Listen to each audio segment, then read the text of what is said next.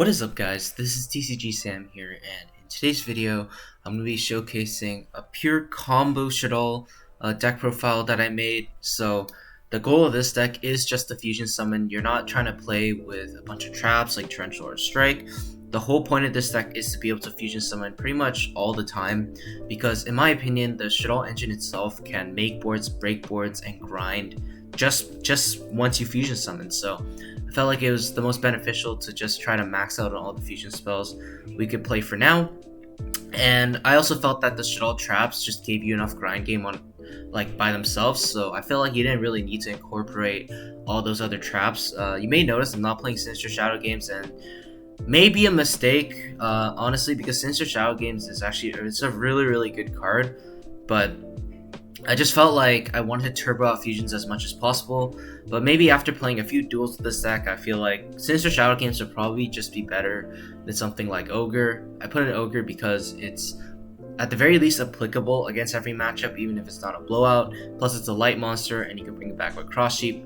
But I guess you guys can see for yourselves and let me know what you think in the comments below.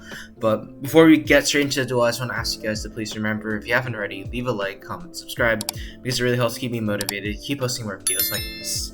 And with that being said, let's just hop straight into the duel. Alright, so getting into the duel, we lose the die roll and we are forced to go second, and it just so happens that we are actually playing against Dragon Link. So our opponent's opening hand is Guard Dragon, Nocto, Chaos Space, Safer, Ravine. So his hand is pretty insane. He has full combo, an extender.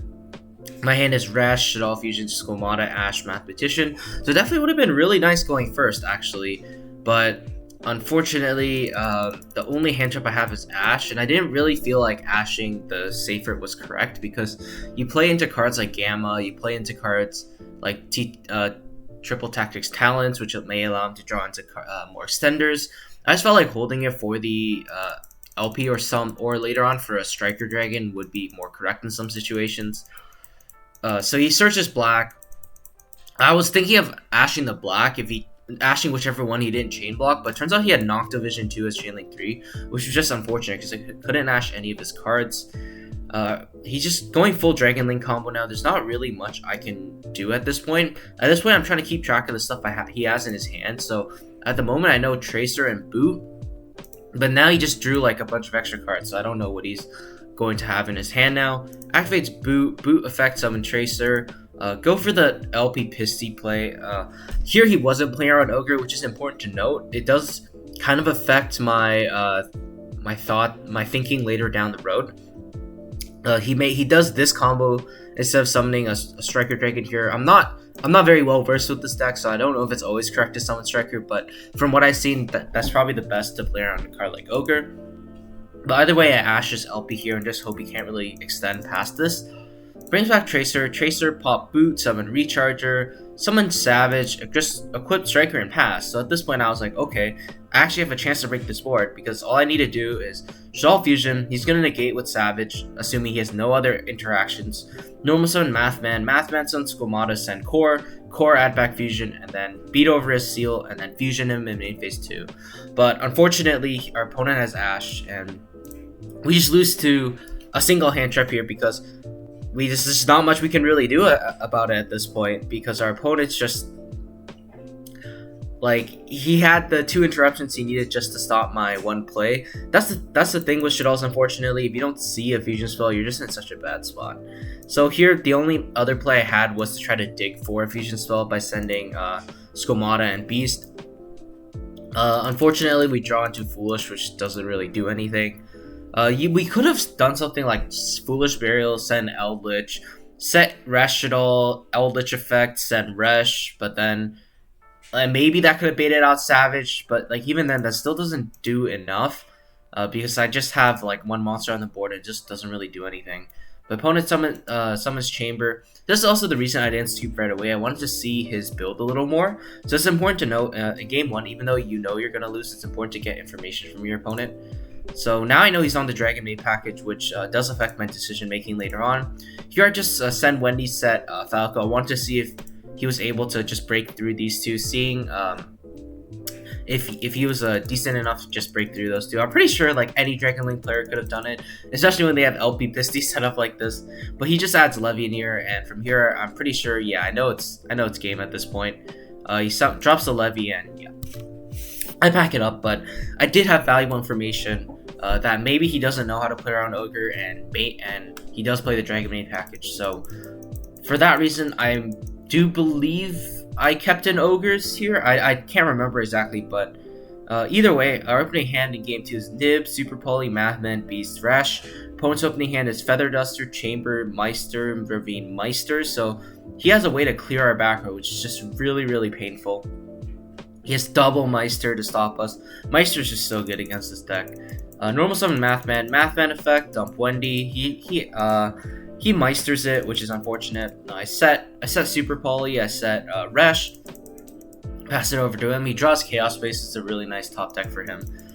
In the standby, I decide to Wendy here because in case I want to Super Poly away as normal summon, that was my plan here. I wanted to just Resh the Wendy, and like I felt like he wasn't gonna negate Resh if he had anything. So I summon back the Wendy, and then my opponent just Feather Dusters me, and this is really, really painful because at this point I have the option to Super Poly away my own board to make a Shekanaga, but then that means I'd have to give up the Nibiru from my hand and keep the Beast as the only form of interruption with Shekanaga. And in my mind, I was just thinking, I feel like Nib has the potential to be such a huge blowout, and this is probably the choice that ultimately changed the outcome of this game, because holding the Nib in hand also means I get to hold the extra Beast in hand just in case for something. But he's just gonna go full combo, and in my mind at this point, I'm thinking when to nib him, and I think I'm gonna wait for him to commit to boot, summoning Tracer, and then committing Tracer effect into a Savage. That's when in my mind, that's when I'm gonna do it, because you can see here, like I can nib at any time. I can nib right here, and it may be pretty good because I stop his LP, I stop his Pisty. But the terrible thing is he summons Brotar off of Seals, gets a Brotar search for Levy, and he still has Boot plus Tracer to make a Savage. So that's just a terrible play. I absolutely have to hold the nib until he commits the Savage, or until he threatens to make an Appaloosa. So at this point, he goes his full Guard Dragon combo, searches the Levy. So he activates Boot here, summoning Tracer. It was interesting because I felt like maybe he could have tried going for banishing 3 darks for Levy effect to try to snipe it out of my hand. Then I'd be forced to use the Nibiru then, or take the 50-50 chance to just straight out lose. So this probably cost him the game, activating Boot Sector launch here, summoning Tracer. At this point I considered nibbing him, but I still stick to my original plan, because I figured that if he has any, if he's able to get a Brotar search, that could be potentially huge. At this point, I also didn't know Seal was mandatory to summon, so I thought if I nibbed him, he could just opt not to use Seal effect, and then activate something like Boot Sector launch to summon back the Tracer from the graveyard after only he has a token, because he's gonna have a token, I'm gonna have a nib and a face down Wendy. So that in my mind, that's what I was thinking, but I didn't know Seal was mandatory. But either way, I think it's still correct to just wait for the Savage commit, wait for the Borrowload commit, Borrow Sword commit, because it wastes more cards from his extra deck. Like you can see, he's burning a Romulus here pretty much for no reason. Nocto draws into Tidying. Now he activates Tracer on Brotar, and here like there's still no reason for me to nib, because like if he still has a Savage, I want him to commit from the extra deck, and plus he's not threatening Appaloosa because he's still locked under Pisty. He goes for Savage. I have to nib here. I don't really have a choice.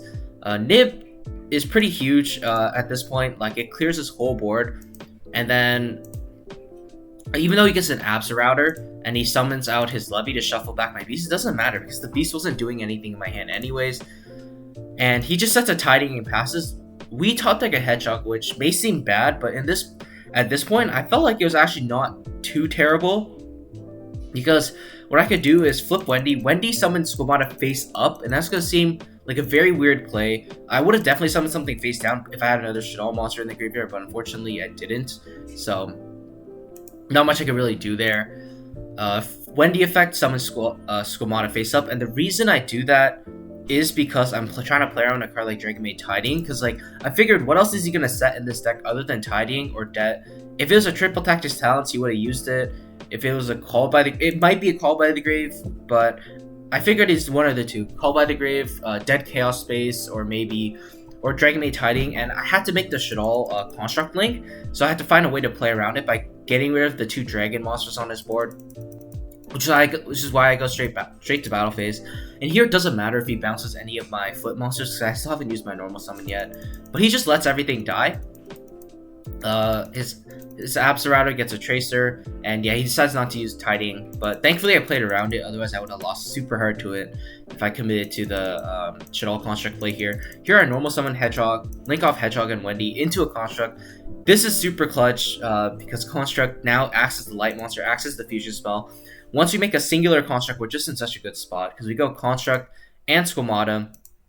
Here, I had a big, long think about what I was going to do. I figured I definitely had to get rid of the boot sector, so I had to either make an app clone to permanently negate it, or I had to construct send a dragon. I like the dragon play a little better because I felt like construct adding back Resh was super valuable. Core effect also let me add back Resh Shaddolls Incarnation. Here I make Gravity Controller. It is a bit of a risky play because once I make Gravity Controller, like it's just gonna be very vulnerable to the big token, because the token I believe is 6,700.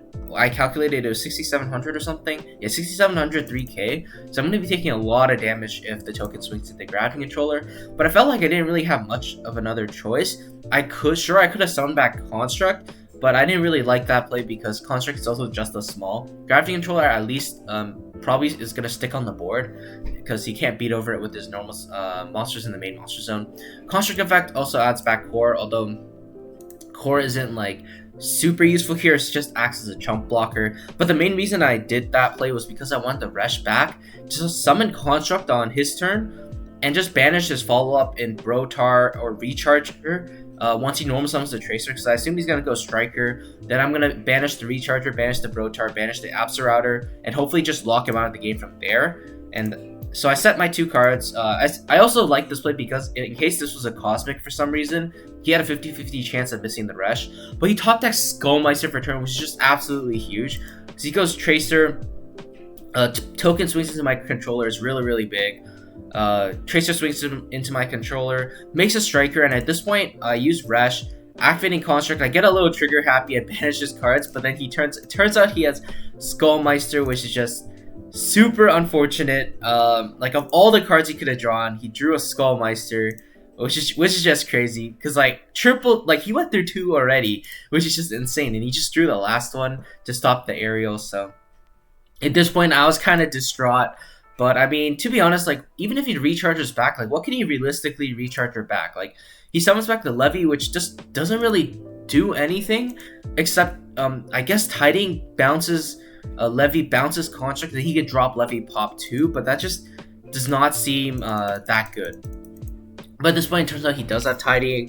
Tidying is also really good because it puts him with a follow-up in Chamber Dragonmaid once it's in the graveyard, and he has a Levy in hand. He gets rid of my Construct. I should have flipped Core in the end phase. I'm not really sure why I didn't, but it doesn't really make a difference. So I can summon Core, effect a Construct, send Core effect, add back Resh, activate Construct, fusing away the itself and Beast to make El Shaddolls Construct. I get the 2 effects. Here, I dump a Squamata to thin out my deck a little before I draw with Beast, hoping to draw into anything. Draw into Shaddolls Fusion, which isn't super great, but isn't super bad either. Wendy effect lets me summon a aerial from my deck face down. Maybe it was correct to not add back the Resh and just link off Controller and Construct into Cross Sheep and do the Resh combo with Aerial, and then trigger like Cross Sheep to make Access Code or something and maybe kill him. I think I could have killed him this turn if I just made an Access Code, because I have another fusion monster in my head. I haven't done the play out, but I feel like it would have been game, because here I just was not thinking of that. I just wanted to get as much value off the core as possible, so that was a misplay. I probably should have added back Resh. This now gives him a window to win the game if he top decks something. So that was kind of a misplay on my part, but in another way, actually, I think it was correct for me. Maybe it's correct for me not to, because he still has a chump blocker in tidying. He can just chump block the access code. So I think it was correct for me not to go for the access code play. Here I should all fusion away the aerial and the gravity controller into a copy of window. I'm going to activate the effect of aerial, targeting, tidying, a brotar, and an abs router. He summons back chamber just to chump block, and then I swing over the token with construct, swing over chamber, set resh, because I knew at this point he has a Levianeer, and in my head, if he levies me, he still needs to have another monster with that can deal with Winda, because Winda can't be popped by Levianeer. Plus I have a Shaddolls to chump block one, so I felt like I was in a pretty decent spot, and it was very, very hard for him to actually be able to win the game here, unless he maybe drew another Levianeer. But he draws a Gamma, and that doesn't really do much. He can Levianeer, pop a Chain Resh, bringing back Squamata, pops my Construct Squamata, and he just scoops it up there, because he knows we're just so ahead. So that was a really, really intense and close game. Going to game 3, aside for going second, I have Ash, Foolish, Wendy, Dark Ruler, Core, so hand's not wonderful. My opponent's hand is worse. He has Lancia, Black, Nocto, Skullmeister card, World Legacy Card Dragon. Yeah, this is a pretty terrible hand. He can't really do much going first. He just forced to pass. I'm not sure why he sided Lancia against me. I don't really banish anything other than Resh. But here I top deck L-Shaw Fusion, which is really, really nice. I send Hedgehog at Squamata. Here at this point, I was still trying to play around potential hand traps in his hand. I figured he might be holding a Gamma or a Nibiru, and since that's why he didn't commit anything. So I was a little wary of that. I accidentally revealed the Wendy, so my initial play was just gonna be set the Wendy, set the Core, set the L, pass. But unfortunately, I revealed the Wendy, so I was like, I may as well normal summon it, swing for some damage, change up my play a little, going for L. Making the Apolone, triggering Apolone, Wendy, and Squamata, Apolone targeting itself. Send a Beast. This was pretty greedy on my part. I'm gonna be honest, this was pretty greedy on my part. I had the opportunity to go into a gravity controller play. I had an opportunity to send a card like Shaddolls Incarnation instead of the Beast, just drawing one, which just doesn't seem that good, because I have to draw something very, very incredible for Beast to actually work. And the way I played this hand out, I was super reliant on Apolone being able to add a copy of Schism, dumping Core to grab back the Shaddolls Fusion, so that way I'd have Falco, Gravity Controller, L, plus a Schism for another one. But that's just super, super greedy. For sure that lost to the Skullmeister in his hand, which honestly, like, looking back, I definitely shouldn't have made that play, because this was probably the biggest misplay I made this entire match. I just got super greedy with the Apolone. The right play probably was just not to send a Beast. It's probably to send a copy of Shaddolls Incarnation or something, and then Wendy set a copy of something else, maybe a copy of like Dragon or something, Shaddolls acting as a disruption in the graveyard. This play was just pretty bad looking back at it now, because I knew he played Skullmeister and Ash too, and I'm pretty sure he played Gamma too. I saw Gamma, so he had 3 hand traps to be able to stop my Apolone. So this is just super big misplay, and I draw a Gamma off of the Beast, which just goes to show like the Beast draw is kind of useless. So like this was a huge misplay. Once I make Apolone, he just scoops for some reason. I think what he could have done, he could have at least tried with Meister, negating the Apolone. Like, if he Meistered there, my hand is just terrible. My hand went from, like, great to just terrible, because I'm just setting a Core, and all I have is an Ash Blossom as an interruption on his turn. So I think I probably would have lost, because what he also could have done is Artifact Lancia for no reason, just to get a light monster in the graveyard, and then Black Dragon summon back, summon it out and go full combos. I'm really not sure why he scooped up. I'm pretty sure he would have won this game.